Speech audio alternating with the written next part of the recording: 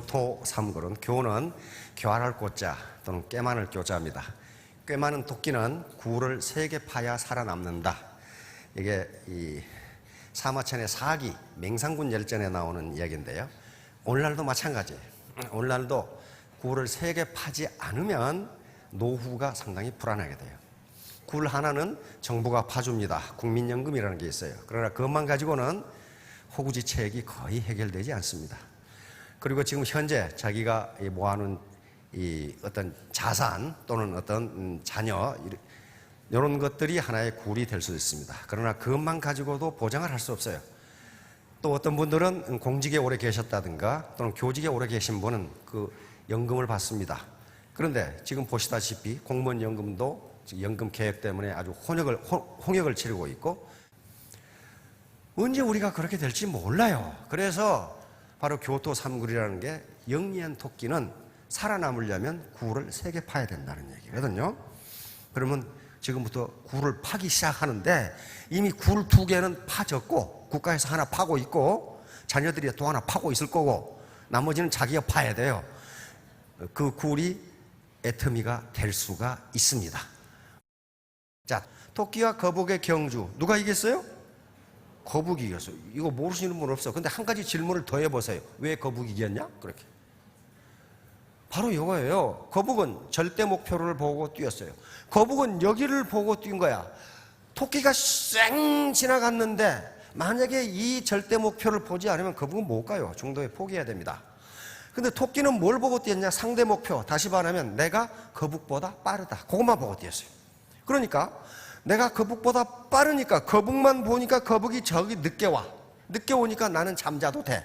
이렇게 생각합니다. 그러니까 항상 요 절대 목표. 내가 3년 후에 스타마스터 되겠다. 그럼 요것만 보고 뛰세요. 옆에 사람이 빨리 가느냐 느리게 가느냐 그건 그렇게 중요한 것이 아닙니다. 다시 말하면 가는 방법이 중요한 게 아니고 가는 방향이 중요해요. 가는 방향이죠. 자기가 올바른 방향으로 가고 있다면 계속 가면 목표를 점령할 수 있습니다. 자, 다음. 이소부가에 또 당나귀 팔러 가는 아버지와 아들 얘기가 나옵니다. 다 아시죠? 아버지와 아들이 당나귀를 팔로 터덜터덜 당나귀를 끌고 가니까 그걸 본 사람들이 뭐라고 그랬어요? 아니, 당나귀가 저렇게 튼튼한데 장나귀를 모시고 사나? 타고 가면 되겠구만. 아버지가 가만히 들어보니 그 말이 일리가 있어. 자기들이 당나귀 지금 모시고 사는 건 아니거든. 그래서 아들을 태웠어. 아들을 태우고 아버지가 끌고 가다 보니까 사람들이 뭐라 그래? 저런 불효 막심한 놈이 있나? 아버지를 걷게 하고 시퍼런 아들이 타고 가다니 저런 나쁜 놈들도 이렇게 욕을 하니까 아버지가 그 말을 들어보니까 그럴듯해. 그러니까 아들을 내리게 하고 지가 탔어. 지가 타고. 그러니까 아버지가 타고 아들이 고삐를 끌고 가니까 다른 사람들이 어디만큼 가니까 다른 사람들이 그걸 보고 뭐라고 그래요? 저런 못된 애비가 있나? 응? 아들을 저렇게 혹사시켜가지고 말이야. 자기만 타고 가면 어떡해? 당나귀 보니까 둘이 다 탈 수 있구만. 아버지가 가만히 들어보니까 그렇거든. 그러니까 둘이 탔어. 둘이 타고 이제 당나귀를 팔러 가. 얼마만큼 가니까 동네 사람들이 저런 모진 사람들이 있나? 당나귀가 곧 죽게 생겼구만. 동물을 사랑하는 마음이 전혀 없는 잔인한 놈들이구만. 가만히 들어보면 그게 그럴 것 같아요. 그것도 당나귀가 너무 힘이 빠지면 장에 가서 팔 때 값을 다 못 받을 것 같아. 그 말이 일리가 있다. 그래서 결국은 아들하고 아버지하고 당나귀를 묶어서 메고 가기로 했어. 이렇게 메고 가기로. 그런데 여기서 다리를 건너가는데 이쪽 마을 사람들이 이걸 보고 깔깔 웃어. 당나귀를 모시고 사는 놈들이 있다. 그렇게 깔깔 웃으니까 당나귀가 깜짝 놀래가지고 푸득거려가지고 강물로 빠져 죽어버렸어. 지금부터 2500년 전에 이솝이 쓴 건데 이건 모든 사람들의 충고는 그 나름대로 일리가 있다. 그러나 그걸 다 충족시키는 것은 불가능하다. 그러므로 당신의 주관적인 판단에 따라 행동하지 않으면 결국 당신이 가지고 있는 것을 다 잃는다. 그 얘기예요. 가지고 있는 걸 다 잃는다. 그런데 여기서도 여기서도 절대 목표가 있어요. 절대 목표는 뭐예요, 여기서? 장에 가서 당나귀를 파는 거예요. 장에 갈 때까지 그 과정은 목표가 아니고 수단이에요, 지금. 그렇죠? 수단이라고. 당나귀를 메고 가건 타고 가건 끌고 가건 그것은 판다고 하는 목표를 달성하기 위한 수단인데 수단의 정신을 쓰다가 당나귀가 물에 빠져 죽어버렸어. 아무것도 못한 거야, 이거. 아무것도. 애터미 사업, 다단계 사업 한다고 하면은 옆에서 충고 무지무지 할 겁니다. 친구야, 네가 어쩌다 길거리에 나앉게 됐냐, 그 일리가 있어요. 일리가 있는데 다 들어주다 보면 결국 자기 가지고 있는 걸 모두 다 잃어버려요. 반드시 그래서 쿨헤드, 냉철한 판단이 필요하다는 거예요. 자, 다음. 이것은 논리학에서 굉장히 유명한 당나귀론입니다. 14세기에 프랑스의 스콜라 철학자이자 신부님이신 비르당이라는 분이 학자이기 때문에 인간의 의사결정의 모순을 지적하는 글에서 이걸 언급함으로써 비르당의 당나귀라는 이름이 붙었고 용어가 생겼습니다. 근데 이 중에도 혹시 비르당의 당나귀가 있을지도 몰라요. 배고픈 당나귀가 배가 고파 가다가 건초를 발견했어. 이 맛있는 건초를 발견했는데 같은 거리에 건초가 또 하나 있어. 이 경우 어느 것을 먹을까 계속 밤새도록 고민하다가 아침에 굶어 죽었다 하는 게 비르당의 당나귀. 논리학에서 아주 유명한 역설입니다. 다시 말하면 두 개의 선택 가능성이 있는데 두 개가 현계간 차이가 난다면 인간은 의사결정하기가 쉽다. 이게. 그런데 거의 유사해서 우열을 가릴 수가 없어. 이 경우에는 우물쭈물 망설이다가 결국 아무것도 얻지 못한다. 그런 경우를 저는 봤어요. A라는 미인과 선을 봤어. 아이고 괜찮아. B라는 미인과 선을 봤어. 아이고 이것도 괜찮아. 둘 중에 하나가 영 그저 그러면 선택하면 되는데 똑같아. 그래서 A를 선택할까? 그런데 B가 아까워. B를 선택할까? 그럼 A가 아까워. 요 현상이에요. 그러다가 어느 정도 지나니까 둘이 다 시집가고 없어. 요게 비리당의 당나귀예요. 다시 말하면 확실한 주관, 요 쿨헤드입니다. 주관을 가지고 결정하지 않으면 먹을 걸 놔두고 굶어 죽는다. 아리스토텔레스는 사람을 가지고 예를 들었어요. 목마르고 배고픈 사람이 길거리를 가다가 보니까 이쪽에 물이 있어. 물을 마실까 봤더니 이쪽에 빵이 있어. 빵 먼저 먹을까 물 먼저 먹을까 고민하다가 아침에 굶어 죽었다. 이렇게 나와 있어요. 아리스토텔레스 논리학에 이렇게 나와 있어요. 다시 말하면 인간이 어떤 확실한 주관을 가지고 결정을 내리지 않으면 손해가 막심하다. 지금 그 얘기입니다. 자, 다음. 요건 아마티아 센이라고 하는 1998년 노벨 경제학상을 받은 분의 공적입니다. 그러니까 자신의 이익을 극대화하기 위해서 자신의 이익의 관점에서만 의사결정을 하는 사람, 요 사람을 가리켜 합리적 바보라고 그랬어요. 합리적 바보. 아까 비리당의 당나귀하고 연결되는 개념입니다. 요거 좋을까, 요걸 먹는 게 나을까, 요걸 먹는 게 나을까. 그거 하고 있다가 굶어 죽는다. 합리적 바보는 마찬가지예요. 어떻게 하는 것이 나에게 이익인가? 나 말고 남들도 있는데 나에게 이익인가를 생각하던 행동이 결국은 자기에게도 손해가 된다 하는 게 합리적 바보 이론이에요. 다시 말하면 여기도 벚꽃 구경하는데 그 뉴스 보셨죠? 그 눈으로는 아름다운 벚꽃 구경하러 왔는데 버리고 간 쓰레기가 10톤. 그걸 뭐라고 설명해? 그걸 보고 합리적 바보들이라고 그랬어요. 거기에 인력이 들어가야 되고 그럼 세금 더 내야 되고 세금 덜 내면 복지 예산 들어갈 거 덜 들어가고 전부 국민에게 손해가 된단 말이에요.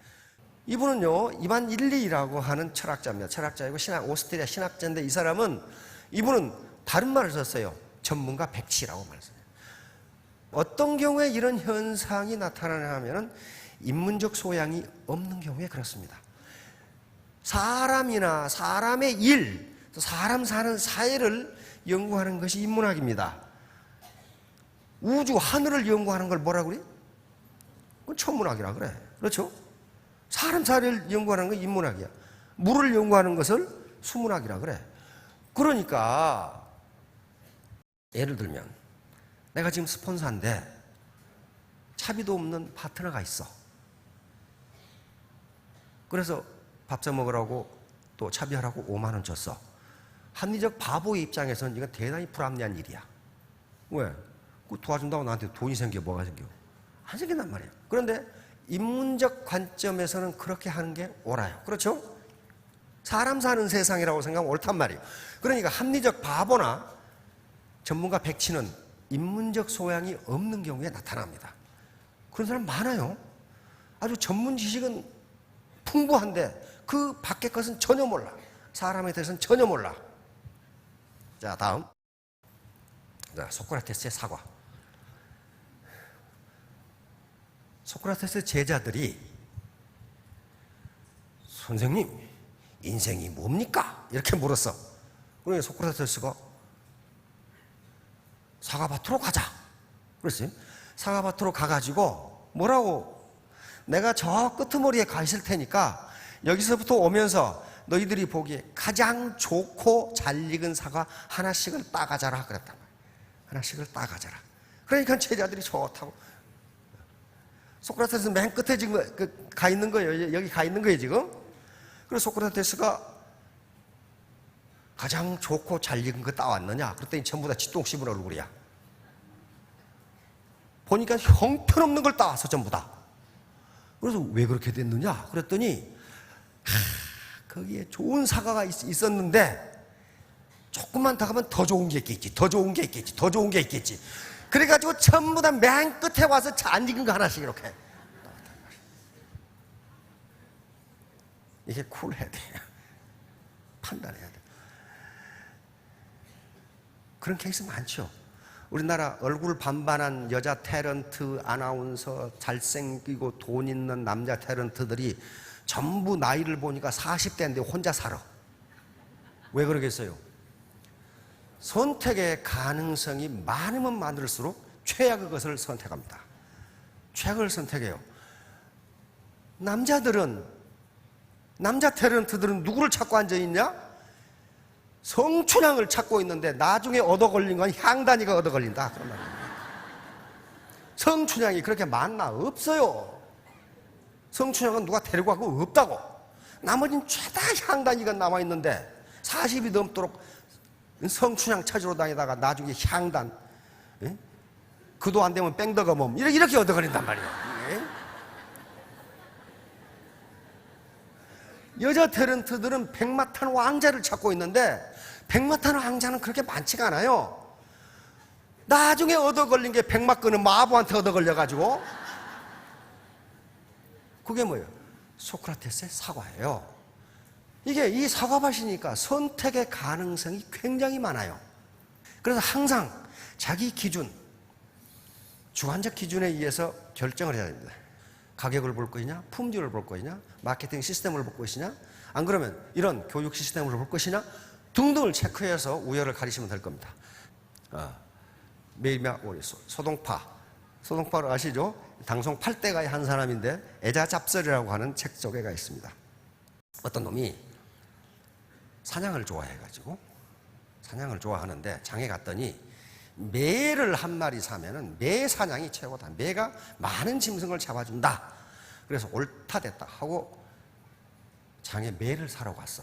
사러 갔는데 이놈은 매를 본 적이 없어. 그래가지고 매를 사온다는 게 오리를 사왔어. 오리를. 그래서 오리를 들고 산에 사냥을 갔는데 토끼가 팍 뛰어나가. 그러니까 오리를 내던지면서 저놈 잡아라 하고 던졌어. 근데 이놈은 오리가 날지를 않고 푸덕거리고만 있어. 그러니까 계속 잡아 던졌어. 일단 오리가 하는 말이 주인님, 저는 매가 아니라 오리입니다. 그랬단 말이야. 저는 날지 못하고 사냥도 못합니다. 나는 무슨 말이냐면은 애터미에 처음 오신 분들은 전부 다 매가 아니라 오리예요. 오리예요. 돈을 어떻게 사냥을 해? 돈을 못 벌어요. 그런데 이런 시스템, 다시 말하면 교육 시스템, 그리고 센터에서의 여러 가지 미팅, 스폰서와 파트너 간의 여러 가지 대화와 후원, 이런 것을 통해서 매로 변신되어 가는 과정입니다. 그러니까 매가 되면 그때부터는 돈을 벌 수가 있어요. 사냥을 할 수가 있다고요. 그래서 계속 강의를 듣고 커뮤니케이션을 하라는 거예요. 이게 뇌가 흘러가도록. 자, 다음. 육식동물 중에서, 포식자 중에서 가장 사냥 성공 확률이 높은 동물이 치타랍니다.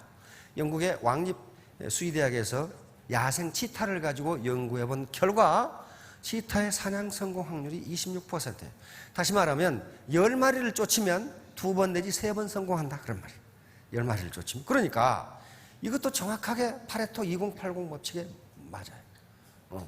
다 잡는 게 아니에요. 8마리는 놓치는 거예요. 2마리만 잡는 거예요. 마찬가지로 이제 자기 친지 또는 친구, 아는 분들에게 접촉을 해요.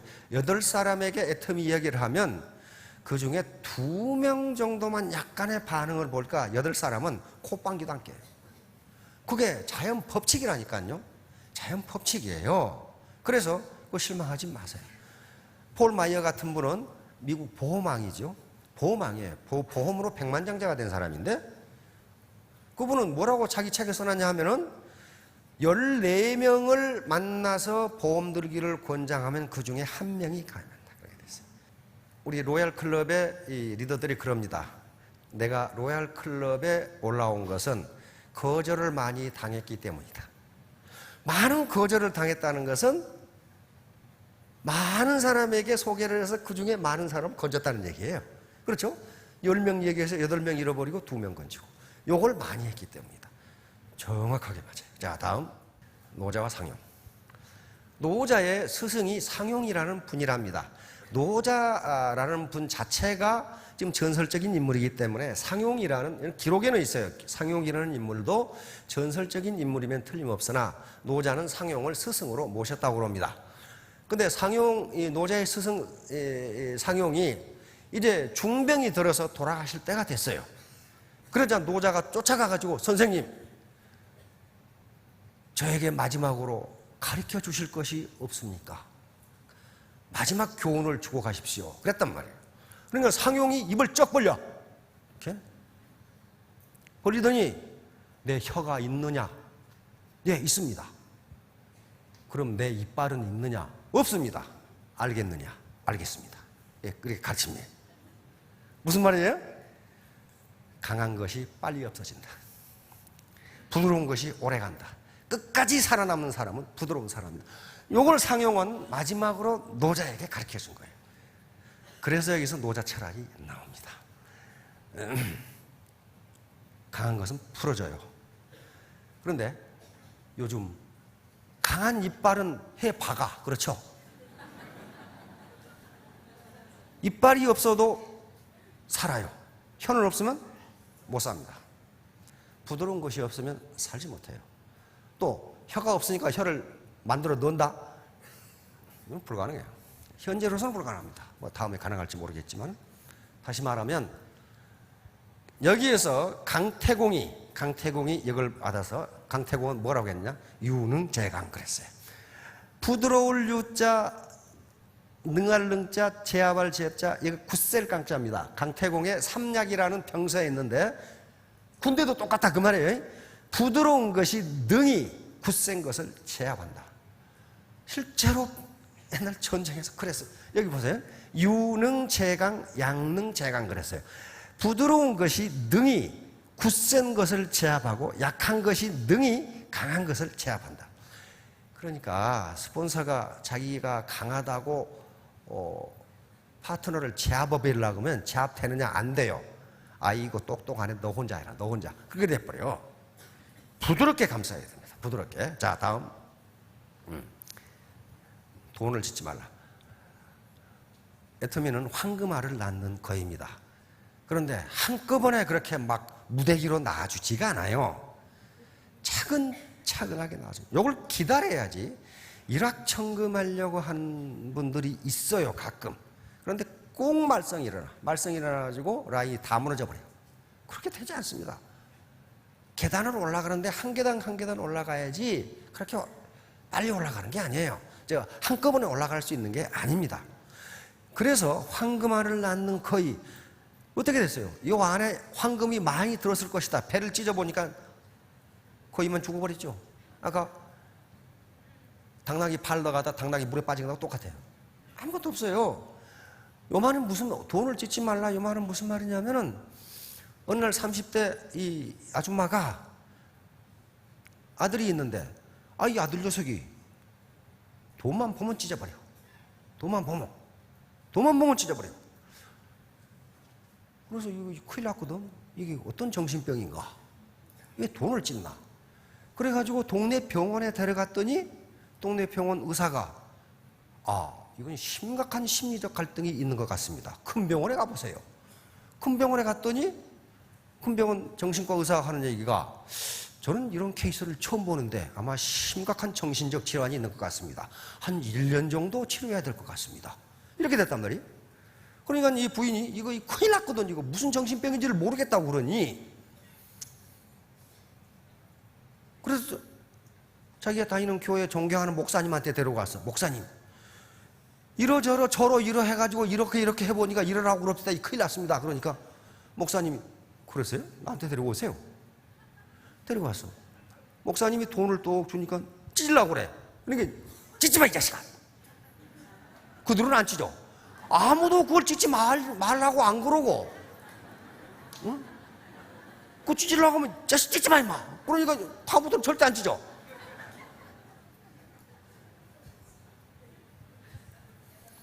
그러니까 돈을 찢으려고 하는 파트너가 있으면 그걸 그냥 형이상학적으로 설명하지 말고 좋은 말 할 때 찢지 말라고 그러세요. 그런 사람은 직설적으로 얘기를 해줘야 알아들어. 무슨 거창하게 무슨 형이상학적으로 얘기해봐야 못 알아들어요. 찢지 마! 딱 그러면 안 찢는단 말이에요, 그들은. 그러니까 어떤 투기나 불법, 편법을 통해서 돈을 벌려고 하는 사람이 있으면 그러지 말라고 직설적으로 이야기를 해주셔요. 염량세태. 염량세태, 더울 염자, 시원할 양자입니다. 그러니까 염량세태라는 건 저번에 박근혜 대통령께서 이 말씀을 하시던데, 염량세태라고. 더웠다, 추웠다, 그런단 말이에요. 다시 말하면, 내가 권력이 있고 돈 있을 때는 나를 찾아오는 놈이 그렇게 많더니, 내가 돈도 없어지고 권력에 떨어지니까 찾아온 놈이 한 놈도 없더라. 그게 염량세태예요. 다시 말하면, 내가 지금 공직에 있거나 어디 이 회사에 있을 때 간부였는데 그때는 부하 직원들이 그렇게 찾아오더니 내가 퇴직하고 나니까 한 놈도 코빼기도 안 보인다. 그건 염량세태예요. 이게 바로 이 맹상군 열전에 나오는 얘기인데, 풍안이라는 사람이 뭐라고 얘기를 하냐면 그게 세상 이치입니다. 그걸 받아들이세요. 아침에는 시장으로 많은 사람이 몰려가고 저녁이 되면 시장에서 다 나와서 시장이 아무도 없는데, 그것은 아침에는 시장을 사랑하고 저녁에는 시장을 미워해서 그런 것이 아니고, 아침에는 시장에 가면 자기가 얻을 것이 있어서 가지만은 저녁에는 얻을 것이 아무것도 없어서 시장을 떠나는 겁니다. 그러니까 죽은이 벼슬이 높고 재산이 많을 때는 얻을 것이 그렇게 많으니까 사람이 찾아왔고, 지금은 아무것도 없는데 누가 찾아옵니까? 그것이 세상의 이치이니 그렇게 받아들이세요. 좀 그 얘기예요. 그러니까 현직에서 높은 자리에 계셨던 분 섭섭한 것이 많을 겁니다. 옛날 내가 참 진급시켜주고 잘 돌봐주는 부하가 있었는데 지금은 명절이 돼도 전화 한 통 없다. 그 사람 입장을 생각해 보면 그게 맞아요. 자, 다음 문전장난. 문전장난이라는 것은 문 앞에 세작자 그물 낫자입니다. 문 앞에 새 그물을 친다. 옛날에 연세가 좀 드신 분들은 옛날 시골에 가면요, 새 잡아서 그 참새구이 하는 사람들이 있었어요. 그러면 동네 대나무 밭에다가 요런 그물을 치면 새가 이렇게 걸립니다. 엄청나게 많이 걸려요, 새가. 대나무 밭에. 요것이 장나예요. 이렇게 새가 걸려요, 그물에가. 요즘 젊은 분들은 안 봤을 거예요. 참새가 다 이 농약 먹고 다 죽어버려가지고 몇 마리 안 남았어요, 지금. 그러니까 이것도 마찬가지예요. 내가 대감 벼슬을 했을 때는 내 집 앞이 문전성시를 이루더니 벼슬에서 쫓겨나니까 문 앞에다가 새그물을 칠 정도로 사람이 안 온다 그런 말이에요. 사람이 왔다 갔다 하면 새가 안 다니거든요. 그러니 이것도 염량세태예요. 그런데 이것을 원망하지 말라 이거예요. 그런 사람도 그만한 이유가 있다. 자, 다음. 자, 탈토지의 손자병법에 나오는 이야기입니다. 손자병법에 이런 말도 있나? 근데 있어요. 이런 말이. 시여 처녀 후여 탈토란 말이 나옵니다. 이건 군사작전에서 나오는 말인데 우리 애터미 사업에도 그대로 적용할 수 있습니다. 처음에는 시여 처녀, 처음에는 처녀처럼, 나중에는 덫에 걸리려다 빠져나온 토끼처럼 빨리 해라 그런 말이에요. 그러니까 처음부터 부지런한 사람, 애터미 사업이 무엇인지, 사업 요령은 무엇이고, 마케팅은 어떻게 하고, 이런 어떤 지식이나 기법을 배우기 전에는 설치지 마라 그런 말이에요. 설치지 마라. 왜? 가만히 있으면 도와주는 사람들이 있는데 뭘 모르고 설치는 사람은 꼭 일을 저질러라. 그러니까 배울 때까지는 정말 정당한 방법으로 사업하는 방법을 배울 때까지는 처녀처럼 얌전하게 그렇게 배우라. 그리고 후여 나중에는 그걸 다 알고 나면은 어떻게 해요? 도망치는 토끼처럼 열심히 해라. 날래게 해라. 날래게 해라. 애터미 사업의 성공 비결도 손자병법에 있는 것처럼 시여 처녀 후여 탈토입니다. 처음에는 아주 배우면서 얌전하게 그렇게 하다가 알고 나면 잽싸게 움직여서 목표물을 탈취한다. 그런 개념입니다. 다음. 눈덩이 효과는 맨 처음에 눈을 굴리면 이 정도 됩니다. 요거 아무것도 아닌 것 같은데 요걸 굴리면은 나중에는 어른도 어떠할 수 없을 정도로 커져요. 이걸 스노우폴 이펙트라고 그럽니다. 눈덩이 효과라고 그러는데 바로 요겁니다. 어떻게 저렇게 평범한 주부가 5년 만에 이 소득이 연봉 5억이 되느냐? 혼자 힘으로 되는 게 아니에요. 눈덩이 효과 때문에 그렇습니다. 이걸 기하급수의 원리라고 그러는데, 자, 어떤 이 임금을 주기 싫어하는 노랭이 사장님이 임금을 자꾸 깎으려고 그러니까 한 젊은이가 들어가서 저는 임금 조금만 받겠습니다. 오늘은 1원만 주시고 내일은 2원 주시고 모레는 4원 주시고 가만히 얼른 계산해 보니까 300원이면 되겠거든. 인간은 우리는 통상 플러스 마이너스에 대해서는 상당히 아주 익숙하게 잘합니다. 그런데 곱하기 나누기는 잘 못해요. 왜? 곱하기 나누기를 해본 적이 별로 없거든요. 그런데 이건 곱하기의 개념이에요. 자, 열흘이 지나도 1,000원밖에 안 돼요. 그렇죠? 한 달 31일, 자금이 30일인데 열흘이 지나도 1,000원밖에 안 되니까 얼른 계산하면 이 자식은 임금 3,000원만 주면 되겠네. 그렇게 되질 않아요. 봅시다. 계속 넘어가는데 어떻게 됩니까? 29일이 되면 5억 3,687만 912원인데 이게 기하급수예요. 기하급수입니다. 31일이 되면 10억이 돼요. 그러니까 1원이 한 달 만에 10억이 돼요. 10억이 된다고. 그런데 이 경우 요 급수가 중간에 끝나버리면 20일이 돼도 52만 원밖에 되질 않아요. 20일에도. 나머지 10일이 전체를 결정해버려요. 그러니까 애터미에서 무한단계 적립이라는 게 거기에서 파워가 있는 거예요. 다른 회사에서는 무한단계 아니죠. 몇 단계 끊어버리죠. 그러면 여기 20단계 끊어버려도 50만 원밖에 안 돼요. 그런데 30단계를 넘어가면 5억 10억이 돼버려요. 그러니까 이것 때문에 그러는 거예요. 자, 결론으로 들어갑니다. 유비무한. 이것은 서경에도 있고 춘추좌전에도 있는 말인데요. 미리 준비해 두면 훗날 환란이 없다. 그 말이죠. 미리 준비해 두면 훗날 근심될 것이 없다. 젊었을 때는 내가 벌어서 먹고 살면 되지 그러는데 벌써 이제 연륜이 많아지면은 몸을 제대로 움직이기가 힘들어요. 그래서 구를 3개 파라는 거예요. 국민연금 하나 드셨을 거고 또 공직에 오래 계셨던 분들은 연금이 있을 테고 근데 또 공무원들도 요즘 좀 불안하죠. 계속 깎는다고 난리를 치고 있으니까 언제 그것이 반토막이 나버릴지 그건 알 수가 없어요. 우리만 아니고 전 세계가 다 그렇습니다. 그래서 거한사이 편안할 때 위기를 생각하라. 편안할 때 문제가 편안하냐? 그래도 내가 사지를 움직일 수 있고 내가 주도적으로 판단할 수 있고 이걸 편안하다고 보시면 됩니다. 편안하다고 보시면 돼요. 이게 춘추좌전에 있는 얘기입니다. 그 다음에 선직제인. 이것은 사기, 바로 항우장수, 항우장사를 써놓은 항봉기에 들어있어요. 먼저 선수를 치면 다른 사람을 제압할 수 있다. 항우가 이런 말을 하면서 먼저 선수를 친 겁니다.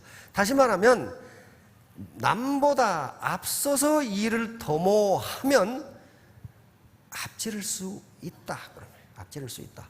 아까 비료당의 당나귀처럼 이거 할까 저거 할까 하다가 결국 굶어 죽어버리듯이 그렇게 우유부단하게 결심을 못하면 어떻게 되나? 다른 사람에게 제압당합니다. 선적죄인 잊지 마세요. 선적죄인. 자, 다음. 요 병에다가 파리하고 벌을 집어넣었어. 벌을 집어넣고 어두운 곳으로 병의 입구를 이렇게 놔뒀어. 그런데 벌은 고정관념이 있답니다. 벌의 고정관념은 뭐냐 하면은 문은, 탈출구는 밝은 곳에 있다. 요 고정관념이 있어요. 요걸 버리지를 못해. 근데 일반적으로는 맞아요. 그렇죠? 탈출구는 밝은 곳에 있다. 근데 파리 놈은 막무가내야. 그건 나는 모르겠고. 여기다 둘을 집어넣었더니 벌은 계속 밝은 곳으로 가는 거예요. 얘가 여기서 굶어 죽어. 파리 이놈은 아무데나 돌아다니다가 탈출을 해.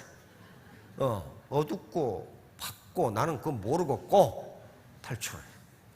다시 말하면 어두운 곳에도 문이 있을 수 있다. 어두운 곳에서도 문이 있을 수 있다. 네트워크 마케팅 말을 근사하죠. 쉽게 말하면 다단계. 이게 어두운 곳일지도 몰라요, 사람들이. 그러나 우리는 밝은 곳으로 가고 있습니다. 이곳에 구를 팔 수 있는 문이 있을 수 있다. 최종 결심은 자신의 몫입니다. 자, 나쁜 태도는 펑크난 타이어와 같다. 만일 당신이 그걸 갈아 끼우지 않는다면 당신은 결코 아무 데도 갈 수 없다. 타이어가 펑크나 나쁜 태도가 같다면 부정적인 태도, 교만, 불통, 핑계, 게으름, 비도덕적인 행동, 이기주의, 약간쯤에 합리적 바보처럼. 다음. 자, 태도, 애티튜드죠. 영어 알파벳을 꼭 이렇게 만들어놨어요. 싹 합해보면 순서 100점이 딱 나와요. 그런데 우리의 능력은 1%면 되고 나머지 전부 태도와 관련되는 겁니다. 그런데 이 능력이 가만히 있는 게 아니고 이 능력은 오리예요, 오리. 계속 커뮤니케이션을 통해서 애터미의 정신, 원칙 중심, 그리고 동반성장, 나눔의 문화를 계속 하다 보면 드디어 오리가 매가 돼서 월천택, 월천남이 됩니다. 자, 5년 후, 3년 후에 포기하지 마시고 전부 부자가 되시기 바랍니다. 감사합니다.